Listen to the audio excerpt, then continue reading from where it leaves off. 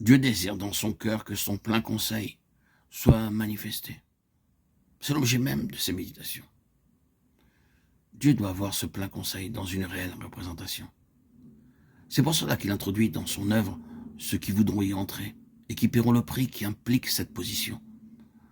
En premier lieu, ils le satisferont et deuxièmement, ils le serviront dans ce dessein. Il est fondamental et essentiel qu'il y ait dans nos cœurs cette passion pour cette pleine pensée de Dieu.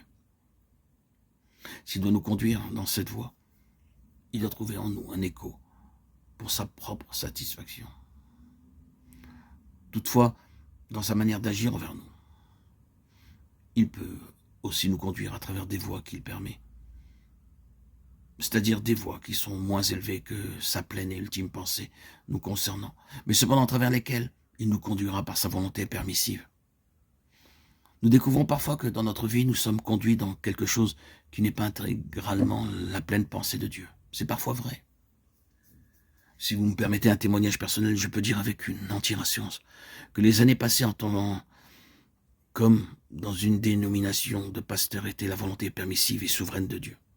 C'était nécessaire pour moi en ce temps-là, bien que, comme je viens de le préciser, cet état de choses n'était pas la pleine pensée de Dieu pour moi. Mais l'accès à cette plus pleine pensée devait se faire sur la base de l'expérience et non de la théorie. Dans ce contexte plutôt étroit, j'apprenais quelque chose de la faiblesse, de la limitation et de la déception, à la fois en moi-même et dans la sphère dans laquelle je me mouvais. C'est ce qui m'a permis d'atteindre quelque chose de meilleur.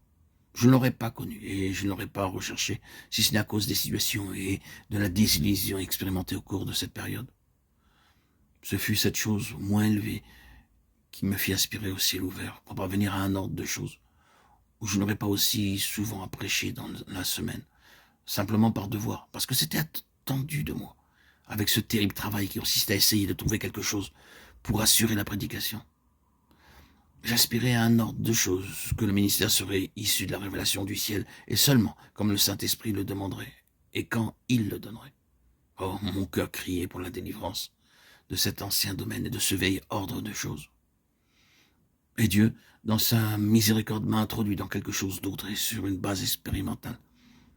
Oui, Dieu, dans sa souveraine et permissive volonté, nous conduit dans certaines situations qui ne sont pas du tout sa pleine pensée afin que notre nouvelle position soit fondée sur une réelle expérience spirituelle et non sur une doctrine ou une théorie que nous avons acceptée ou qui nous a été imposée. Il y a des multitudes de chrétiens aujourd'hui qui sont dans des positions doctrinales et qui ne connaissent rien expérimentalement. Ils ont accepté une tradition, un système d'enseignement. Ils sont dans cela. Ils croient en cela. Mais ils ne connaissent rien du tout. Rien de tout cela dans leur propre expérience. Et ce n'est pas la manière d'agir de Dieu.